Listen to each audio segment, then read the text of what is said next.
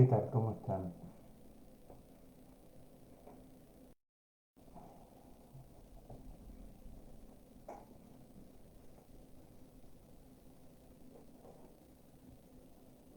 Bueno, espero que se vayan conectando, los vuelvo a saludar, ¿cómo están? Y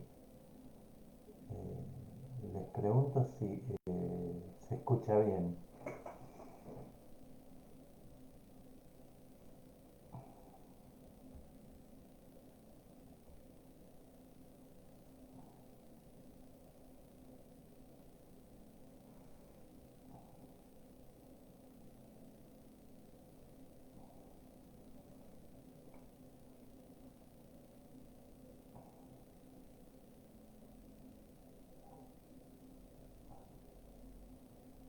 Bueno, y me van llegando los comentarios de ustedes.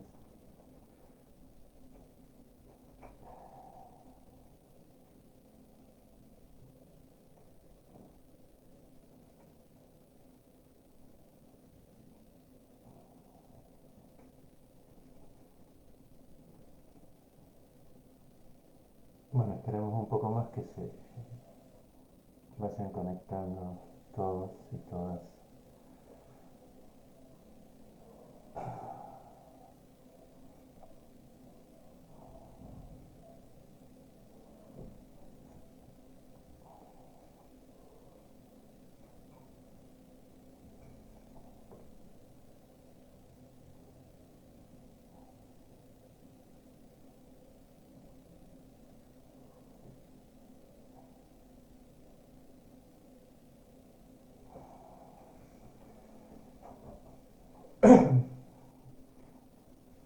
Bueno, vamos a empezar. Eh, Venimos de ver el tema de la repetición en Freud, lo vamos a ver ahora eh, en Lacan y después de ver estos capítulos del seminario 11 donde Lacan habla de repetición, vamos a ver otro texto de Lacan que se llama La instancia de la letra, donde vamos a ver la noción de significante. Para terminar un poco este recorrido en toda la relación entre el psicoanálisis y el estructuralismo y el psicoanálisis y la ciencia. Van a ver que el concepto de repetición es clave en todos estos temas, ¿no? Eh, bueno, como comentario amplio del tema de la repetición en Lacan, hay que mencionar que en el seminario 2, en un escrito que se llama El seminario de la carta robada, Lacan comienza a hablar de repetición y ahí trata de ceñirla desde el punto de vista más simbólico y en este seminario que vamos a ver hoy, que es el seminario 11, ya hace más hincapié en el registro de lo real para pensar la repetición. Son como dos momentos en la enseñanza de Lacan que no, a veces van a encontrar que se dicen, bueno, primero habló de la repetición simbólica y después, en lo real, en realidad se pueden compaginar y conjugar las dos, estos dos momentos en donde Lacan hace más hincapié en la repetición y por otra parte se van a encontrar que en muchos seminarios hay bastantes referencias a la repetición. Eh, pero quizás, bueno, hacia lo largo de los años estos dos momentos, eh, Seminario 2 y Seminario 11, quedaron signados como los momentos donde Lacan habla de la repetición con más exclusividad, ¿no?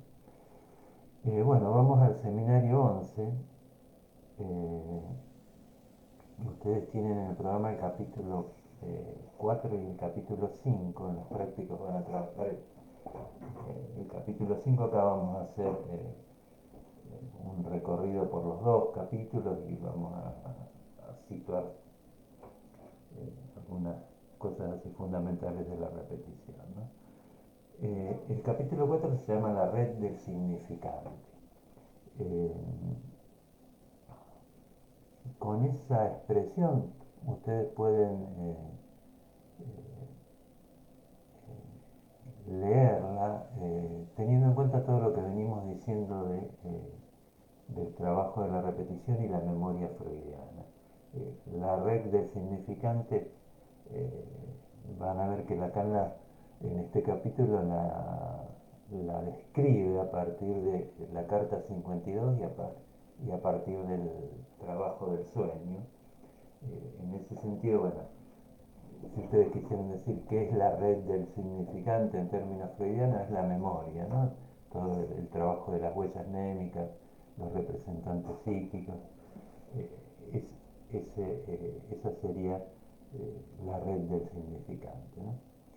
Eh, Cuando veamos la noción de significante con más especificidad, van a poder entender un poco más esto, pero eh, como primera aproximación, superpongan red del significante a memoria freudiana, ¿no? Una de las primeras así cosas que plantea Lacan en esta clase es la diferencia entre el yo y el sujeto del inconsciente. Hubo toda una primera época de Lacan donde él trató de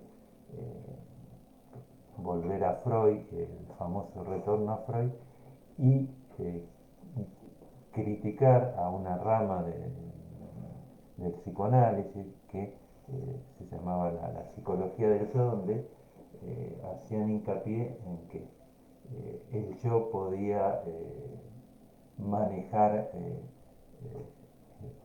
al ello, ¿no? Para decirlo en términos muy esquemáticos.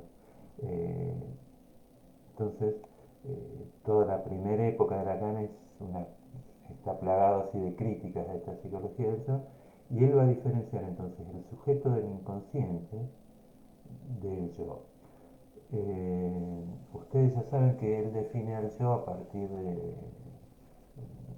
del estadio del espejo como esa identificación a una imagen, ¿no? Y en cambio el sujeto él lo va a poner, el sujeto del inconsciente, lo va a plantear fundamentalmente como un efecto del trabajo del significante, vamos a decir, el trabajo de la memoria, y fundamentalmente ese sujeto aparece cuando hay una formación del inconsciente, cuando hay sueños, fallidos, síntomas. La idea entonces fuerte que plantea Lacan es que no es un sujeto sustancial. Para eso, él empieza a hablar de una dimensión pulsativa del inconsciente. Eh, con esto quiere decir también que el inconsciente se manifiesta como por efervescencias o como por pulsaciones, digamos, en el sentido que no es que siempre que está hablando un analizante en el diván está en juego el inconsciente, sino que el inconsciente surge en esos momentos donde aparece algún fallido, algún trabajo de condensación y desplazamiento, podríamos decir. Y eh, en ese sentido,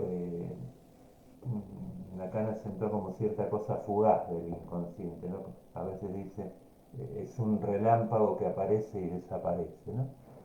En las clases anteriores del seminario habla de apertura y cierre del inconsciente, en el sentido que se abre el inconsciente y se vuelve a cerrar. Se abre cuando hay un trabajo sorpresivo de condensación y desplazamiento que no estaba en los cálculos ni del analista ni del paciente, podríamos decir. Y yo les acentuaría esta idea de bueno, que el sujeto del inconsciente es correlativo a esta dimensión pulsativa del inconsciente y no es un sujeto que tenga una sustancialidad o un ser pleno. Lacan va a hablar de falta en ser para este sujeto del inconsciente, ¿no? Vayan preguntando después cuando terminemos con la primer parte, si quieren respondemos algo en relación a este sujeto. Pero fundamentalmente la idea es distinguir entonces al sujeto del inconsciente que Lacan dice surge o en el campo del sueño está ese sujeto del inconsciente de el yo más como una formación imaginaria y casi como que el yo está más apegado siempre a un sentido eh, y a la conciencia y el sujeto del inconsciente es eso que produce siempre nuevos sentidos, ¿no? O la emergencia del sujeto del inconsciente tiene que ver con la producción de nuevas metáforas, ¿no? Entonces Lacan hace bastante hincapié en que, dice, allí en el campo del sueño el sujeto está en su casa, ¿no? Entre percepción y conciencia, si ustedes se ubican en el aparato psíquico de la interpretación de los sueños, la memoria estaba, digamos, tenía como límite la percepción de un lado y del otro lado la conciencia, y en el medio, en el inconsciente y en el preconsciente estaba en juego la memoria, ¿no? Eh, entonces ahí entre percepción y conciencia, en ese lugar que Freud llamaba la otra localidad o la otra escena, ahí ubica Lacan al sujeto y ahí ubica en ese trabajo de la memoria el inconsciente como discurso del otro. La idea que pueden tener también que hablar de discurso supone bueno, ciertas legalidades de condensación y desplazamiento, que Lacan después va a llamar metáfora y metonimia, y que es del otro, con mayúscula, supone que es un discurso que no está manejado por la conciencia, es un discurso que introduce una alteridad, alteridad en relación al yo o a la conciencia, ¿no? Entonces, eh, Lacan hace bastante hincapié que el sujeto, les vuelvo a repetir, es un efecto de ese discurso y es manejado por ese discurso. No es que el sujeto maneja a voluntad, como sería el sueño del yo, al inconsciente, sino que el inconsciente ahí produce sus efectos y produce al sujeto, ¿no? El sueño es el ejemplo típico porque ahí ustedes bueno, están durmiendo y algo sucede sin que ustedes puedan tener una, un dominio sobre eso que está pasando, ¿no? Entonces, en este intento de distinguir el yo del sujeto, Lacan comenta una frase del yo y el ello que Freud construye como una especie de metáfora en donde dice, supónganse que el ello sería un caballo donde están todos los instintos y el yo sería el jinete. Entonces, tra- eh, tradicionalmente se tradujo eso como, bueno, el yo debe manejar al ello y Lacan, es una frase en alemán, Lacan la traduce diciendo, bueno, allí donde ello era, en el lugar del sueño, en el lugar de la condensación y el desplazamiento, el sujeto debe advenir, no el yo. La primera traducción, el yo debe desalojar al ello, es obviamente una traducción que tiene que ver con esto que les decía al principio que Lacan criticaba, que era la psicología del yo, ¿no? Eh, entonces, eh, ahí eh, Lacan vuelve a plantear esta idea, bueno, somos hablados por el lenguaje, el inconsciente es el discurso del otro y es ese discurso el que produce al sujeto, ¿no? Es la red del significante en los términos que venimos hablando en esta clase del seminario, eh, la que produce al sujeto. Y comenta algo de la carta 52. eh, ¿Recuerdan la carta 52 de Freud? Que ahí hay un modelo de aparato en donde están la percepción, después los signos perceptivos, después las huellas inconscientes, las huellas preconscientes y finalmente la conciencia. Esa primera inscripción, que eran los signos perceptivos, en el aparato de la interpretación de los sueños ya no están. Y Lacan dice, bueno, que estos signos perceptivos pueden pensarse como una especie de sincronía significante y introduce ahí la idea de una diacronía constituyente, tomando lo que dice Freud, que esas huellas se van retranscribiendo de tiempo en tiempo y esa retranscripción ahí supone que bueno, esa estructura que se arma está constituida por la diacronía. Esa retranscripción es volver a inscribir y armar esa estructura o esa sincronía significante, ¿no? Que quizás uno podría hacer un juego teórico con esto y decir, bueno, de la carta 52 al esquema del aparato psíquico de la interpretación de los sueños, esa idea de una primera sincronía se pierde porque sería casi la idea de todo inscrito ya eh, en esa primera región de la memoria, ¿no? Eh, pero retengamos esta idea, bueno, de la diacronía constituyente, todo lo que veníamos diciendo del tiempo, de la sincronía y la diacronía, bueno, acá Lacan eh, lo, lo dice de algún modo con esta idea de la diacronía constituyente, ¿no? Es no está todo jugado en la sincronía, sino que de tanto en tanto se van reescribiendo las huellas, dice Freud. Esa reinscripción supone la dimensión diacrónica como lo primero o lo constituyente, ¿no? Y una vez que hace como esta digresión Lacan con la carta 52 para, más que digresiones, bueno, sigue hablando de la memoria freudiana, como les decía al principio, ¿no? Y introduce una pregunta clave, dice, eh, ¿cómo se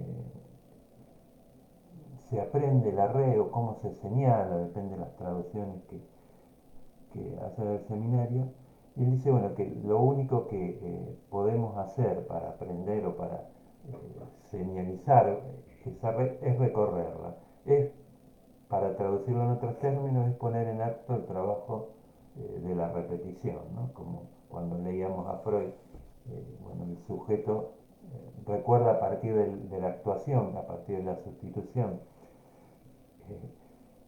Y seguidamente a esta pregunta eh, agrega que en esa red del significante tenemos que ubicar una especie de hueco, de vacío, que él lo llama la iancia causal. Lo viene trabajando esta idea de la iancia causal en las clases anteriores, pero lo que va planteando es que en ese lugar donde tendríamos que encontrar algo que nos explique la determinación del inconsciente, nos encontramos con algo indeterminado, con un vacío, dice, en el lugar de la causa. El término iancia pueden pensarlo como algo que conecta dos campos eh, sin conectarlos completamente. La relación entre el placer y el más allá, por ejemplo. Ahí hay una alianza, si ustedes quieren, esto en términos freudianos, ¿no? Entonces él dice, en ese lugar de la causa hay un vacío y es un vacío que insiste en el trabajo de la memoria. Eh, hay una frase a lo mejor que es bastante gráfica. Él dice: el inconsciente nos muestra la ansia por donde la neurosis se conecta con un real. Y ahí empieza a darle más peso al término real en esta clase. Entonces, lo primero que pueden pensar ustedes es que lo real tiene que ver con lo reprimido primordial en Freud, con eso que en el trabajo de la represión o de lo reprimido secundario nunca se termina de escribir, ¿no?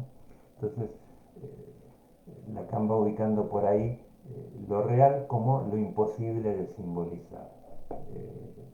También habla a veces del ombligo del sueño, ese lugar en donde, decía Freud, se aglomeran un montón de representaciones, pero hay algo que queda sin decir. Ustedes, no sé si todos trabajaron el año pasado el sueño de la inyección de Irma. ¿Vieron la garganta de Irma en el sueño? Aparece como ese lugar de ombligo, ese lugar donde remite a un real que no se puede simbolizar, ¿no? Y ahí, entonces Lacan, para meterse más específicamente con el tema de la repetición, hace una primera distinción entre rememoración y reminiscencia, que la podemos pensar como esta diferencia que hacíamos entre repetición y reproducción. La reminiscencia tendría que ver con la reminiscencia platónica, la vuelta de una idea. Recuerdan, Platón planteaba, bueno, de una idea que se había olvidado y se la puede recordar a través de la reminiscencia. Eh, la rememoración, piénsenla más como el trabajo de sustitución, como el tratar de reconstruir la historia a partir de, eh, de los sustitutos en términos freudianos, ¿no? Entonces, lo que marca Lacan, que eh, la rememoración siempre avanza hasta un cierto límite, que es el límite de lo real, aquello que no se puede inscribir. Entonces, ustedes ahí tienen ya un primer esbozo de estructura. La rememoración supone, bueno, un trabajo de sustitución que trata de inscribir algo que permanentemente se escapa. Y en ese tratar de escribir algo va a surgir un sujeto también. Casi que ahí tienen, bueno, memoria, real y sujeto como los tres términos que definen la estructura en Lacan, ¿no? En vez de memoria, si quieren hacerlo más específicamente lacaniano, digan significante, real y sujeto. Esos son casi los términos básicos para pensar la noción de estructura en Lacan, ¿no? Siguiendo con el desarrollo de la clase del seminario, entonces, una vez que dice esto, bueno, la reminiscencia no es la rememoración, eh, retoma un poco lo que plantea Freud en el texto Recordar, Repetir, Reelaborar, y empieza a hablar del acto, el actuar. Recuerdan que Freud decía, bueno, no se recuerda, sino que se actúa, y empieza a hablar del acto para diferenciarlo de cualquier comportamiento, o dice, bueno, el acto no tiene que ver con el comportamiento, sino que tiene que ver con un despliegue simbólico que siempre remite a un real que se nos escapa, ¿no? El acto analítico va a ser un término que usa Lacan para, bueno, hablar de un trabajo simbólico en relación a un real. Eh, y hace bastante hincapié entonces en esta idea de, bueno, en el acto el sujeto se confronta siempre a través de las palabras con un real, ¿no? Con eso que no se puede simbolizar. Eh, Podríamos decir, bueno, hay un real que tiene que ver con las palabras, pero escapa a las palabras, ¿no? Y entonces cuando Lacan piensa en la rememoración, él va a plantear que, bueno, hay un momento de la rememoración que se convierte, dice, en repetición en acto, porque es el momento en donde el sujeto se topa con eso que no puede simbolizar, ¿no? Y ahí podemos citar la definición que va a dar en el capítulo siguiente de la repetición como encuentro fallido con lo real. Hay algo de lo real que insiste, o sea, que insiste en tanto fallido, en tanto no se puede inscribir, ¿no? Eh, esa resistencia entonces eh, de lo real es más que una resistencia del yo, es una resistencia propia de la palabra. Hay algo que no, por más que nos esforcemos, nunca vamos a poder terminar de simbolizar, ¿no? Eh, Freud, cuando hablaba del fin de análisis, escribió un libro que se llama Análisis Terminable e Interminable, justamente para marcar esta imposibilidad de escribir todo, ¿no? Algo se termina, pero algo queda por decirse siempre. Bueno, antes de pasar a la clase siguiente del seminario, les comento que la referencia de esta distinción entre repetición y reminiscencia, la referencia filosófica que toma Lacan es Kierkegaard, que tiene un texto donde justamente distingue la reminiscencia platónica de lo que él llama repetición, y hay una influencia fuerte ahí de Kierkegaard en Lacan. Bueno, vamos a la clase 5, donde una vez que Lacan entonces introdujo este lugar de la ganancia causal, esta insistencia de lo real en el trabajo de lo simbólico, dice que, o empieza la clase diciendo, bueno, que esta insistencia de lo real es lo que permite que el psicoanálisis no sea un idealismo, ¿no?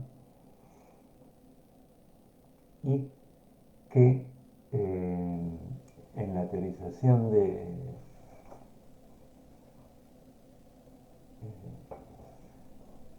los analistas muchas veces se desconoció el verdadero carácter de la repetición porque se la identificó a la transferencia o se la confundió, dice, con la transferencia. Eh, Ahí uno puede decir dos cosas, una más descriptiva. La transferencia en términos de transferencia negativa y positiva no es lo que Lacan llama entonces repetición, sino que Lacan en este seminario trata de situar la repetición como ese encuentro con el más allá, ese encuentro con lo real, ¿no? Entonces, y quizás cuando Lacan habla del sujeto supuesto saber para definir la transferencia, habla ahí del momento de cierre del inconsciente. Es como que dice Lacan, el sujeto en esa suposición de saber es como que le transfiere los poderes al otro, pero el trabajo del analista tiene que darle lugar no al otro, sino en todo caso, y ahí está hablando casi del otro con minúscula, ¿no? Sino de darle el lugar al discurso del inconsciente, al discurso del otro, ¿no? Entonces, si la transferencia cierra el trabajo del inconsciente, el trabajo del analista tiene que darle lugar a que se abra el inconsciente y que nos confrontemos entonces con ese real que no se puede simbolizar, ¿no? Eh, Ahí, entonces, bueno, dice, Lacan no identifiquemos la repetición con la transferencia, sino que una cosa sería la transferencia y otra cosa la repetición. Él en seminarios anteriores también había hablado de la repetición como, o de la transferencia como repetición. Acá lo distingue porque también está muy jugado en esta crítica a la psicología del yo, ¿no?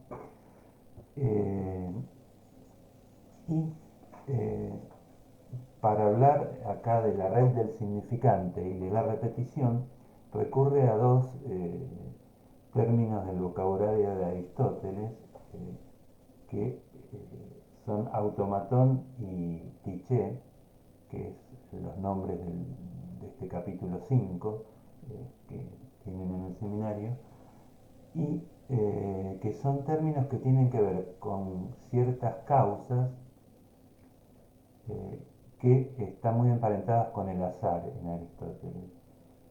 A nosotros,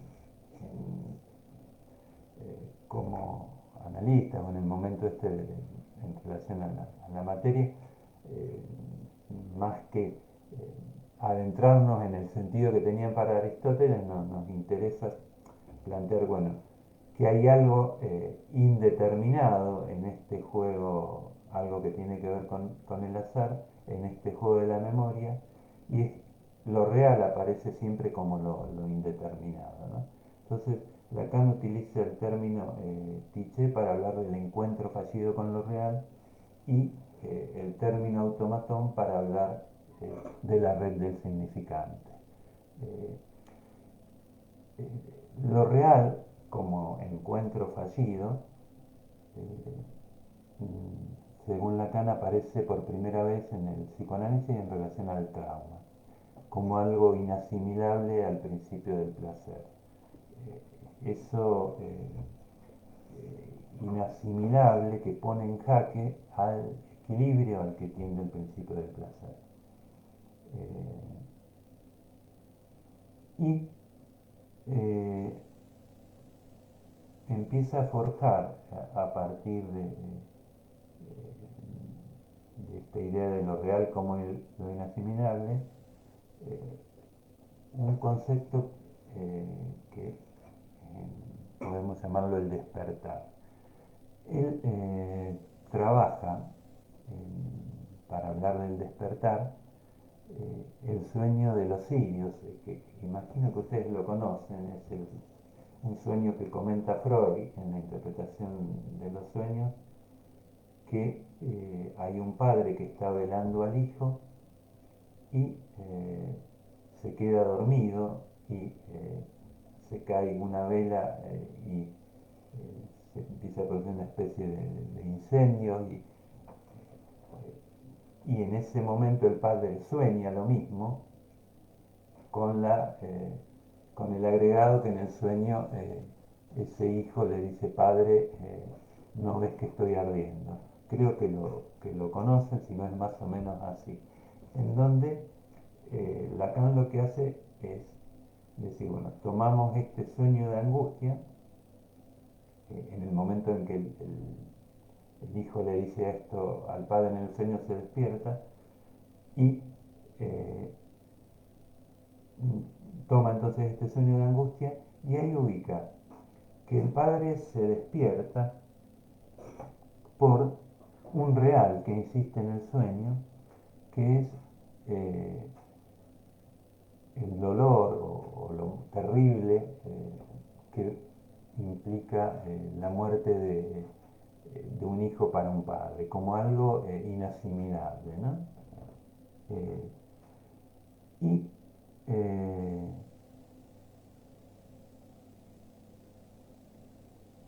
ahí entonces empieza a jugar con la distinción entre real y realidad, en el sentido que, bueno, la realidad es esto que estaba pasando afuera, que coincide con lo que está soñando el padre, pero dice, el padre despierta por esa frase que viene de un real, viene de esto inasimilable de la muerte de un hijo, que conmueve al padre. Entonces, él dice, cuando nos despertamos después de un sueño de angustia, lo primero que hacemos conscientemente es armar una representación de la realidad.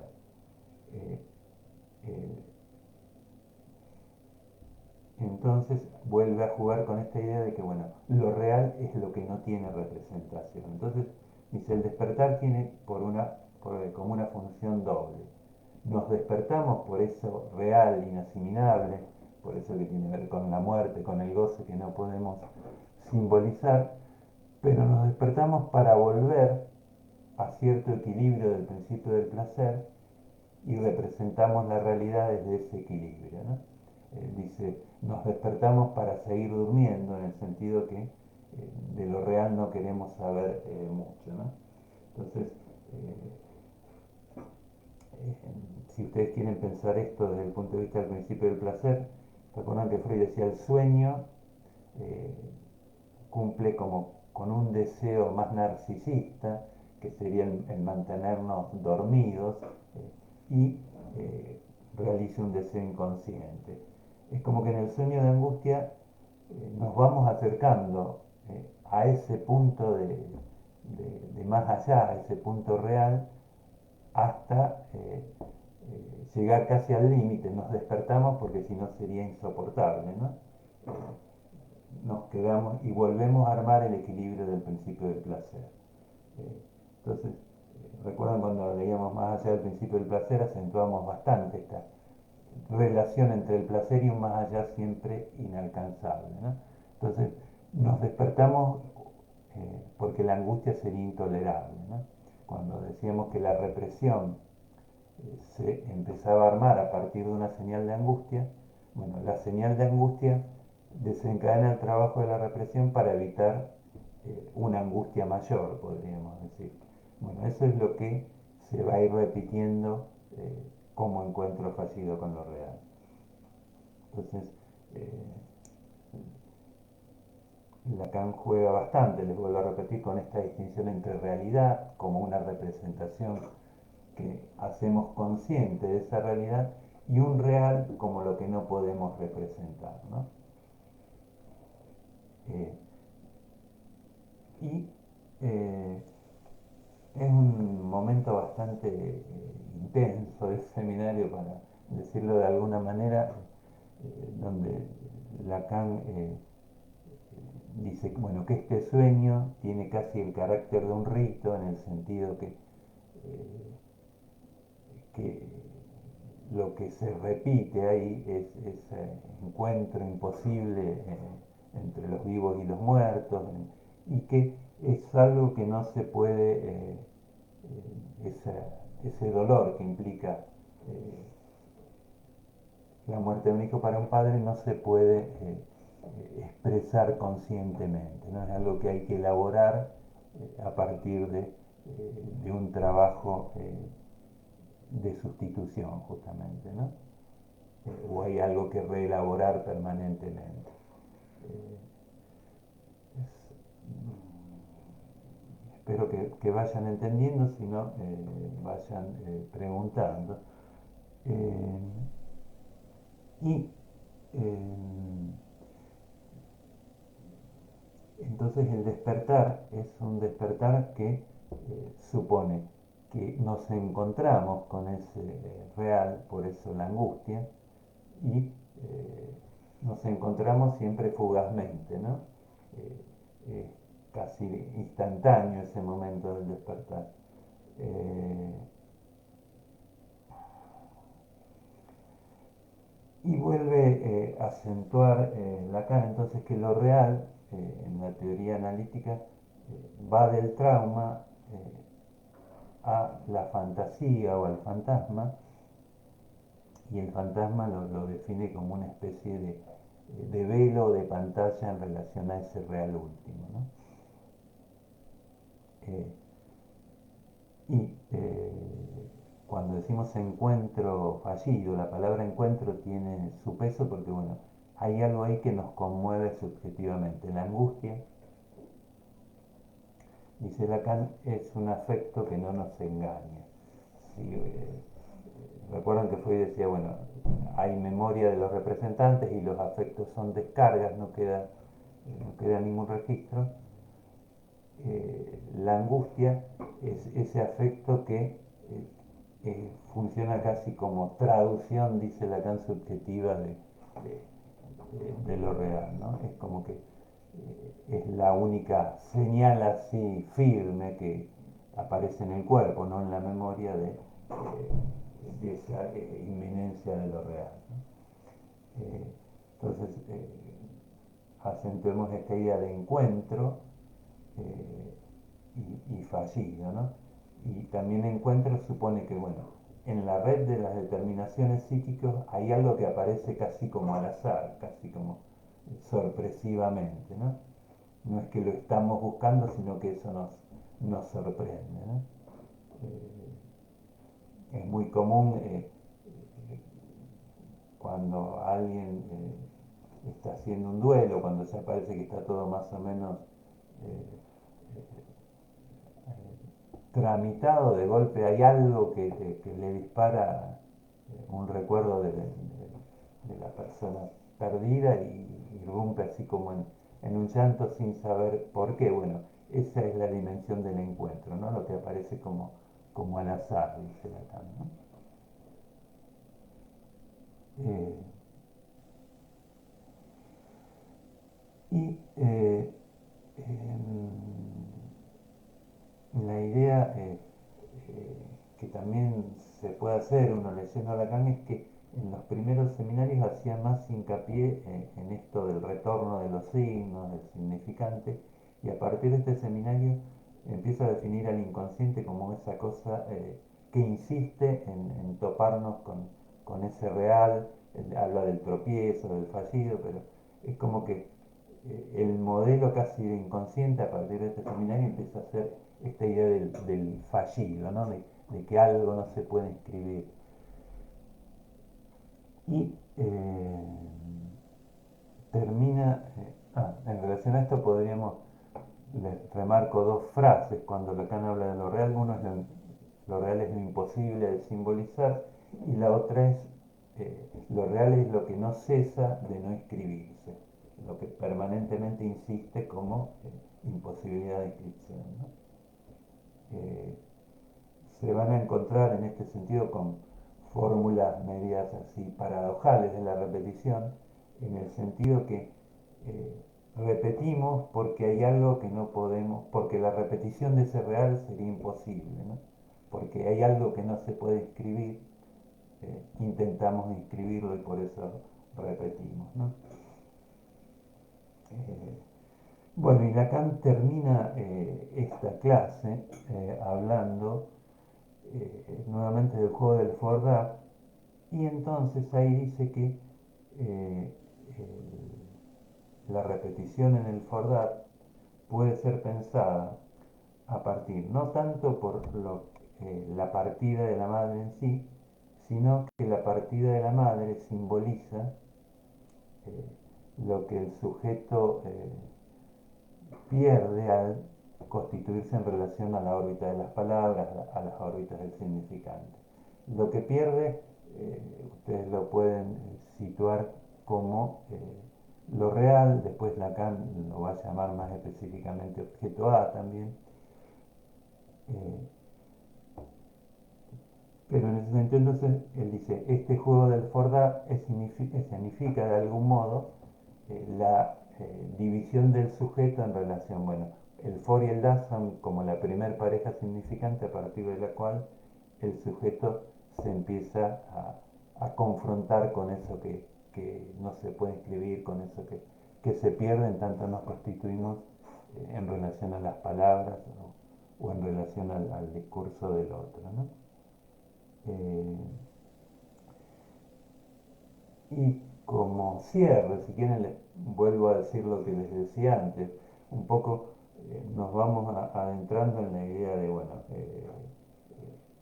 la memoria, el sujeto y lo real como los términos que van definiendo la estructura, ¿no? En psicoanálisis o la estructura a partir de Lacan. Más que memoria, bueno, Lacan va a hablar del significante o de la red del significante en este capítulo. Lo que tenemos que remarcar también que son nociones que al menos a partir de este seminario, se empiezan a circunscribir mucho a la práctica analítica. Con esto les quiero decir, por ahí no hay que extrapolarlo a otros campos, sino que hay que pensar esto como teorizado en función y constituyéndose un poco en la práctica analítica, ¿no? Como que la repetición de la que vamos a hablar es esa repetición que se va poniendo en juego en el análisis, ¿no? Bueno, más o menos esto es así un recorrido rápido por la idea de, o por las dos clases estas del seminario y por la idea de repetición como encuentro fallido con lo real. Ustedes notaron que a veces en vez de real usaba el más allá, el término más allá en Freud puede superponerlo con la idea de real en Lacan, que lo real más que un registro es la imposibilidad de conceptualizar algo, ¿no? La imposibilidad de escribir algo. Les digo, más que un registro porque uno puede tener un concepto sobre lo simbólico, sobre lo imaginario, pero lo real es aquello que escapa a la conceptualización, ¿no? Por eso les decía que Lacan, bueno, sitúa la angustia como la única traducción de ser real, ¿no? La angustia como algo que no tiene palabras, justamente. Bueno, acá el último comentario que me llega es de Alfonso, que dice el lugar de lo real. Acá Alfonso me dice que en una clase llama más allá de lo imaginario a lo real. Sí. Eh,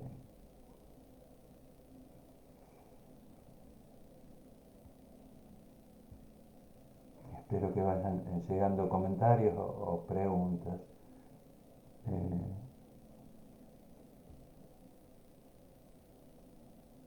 en la clase de ayer con la otra comisión, no sé por qué no se veían los comentarios, así que para colmo se cortó la electricidad justo, así que fue media desastrosa. Hoy por suerte los puedo ir leyendo.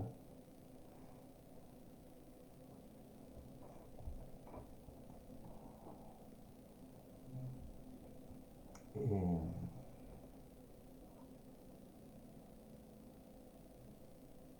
bueno, acá dicen que fue todo claro. Si tienen preguntas, eh, si de clase en clase o cuando les quedan preguntas, formúlenla, aunque no sea específicamente de lo que venimos hablando, las podemos ir viendo.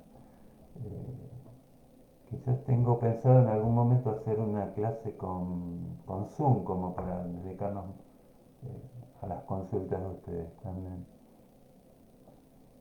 Eh,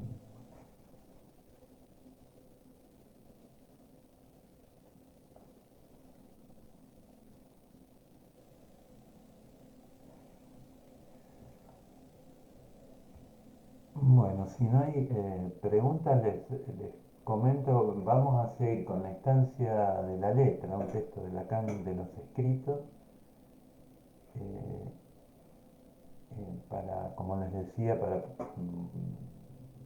profundizar un poco más la idea de significante y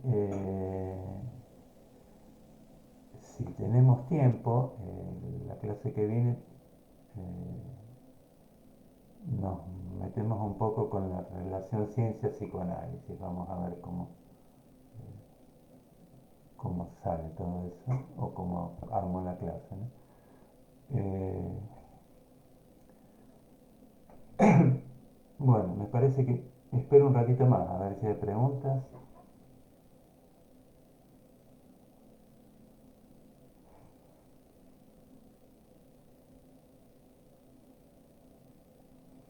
Bueno, eh,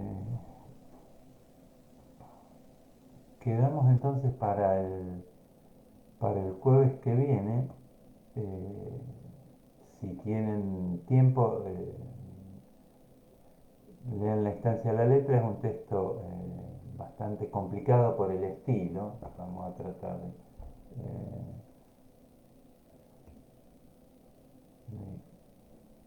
transmitirlo con la mayor claridad posible. Bueno, bueno, nos vemos el jueves que viene entonces. Que tengan buena semana.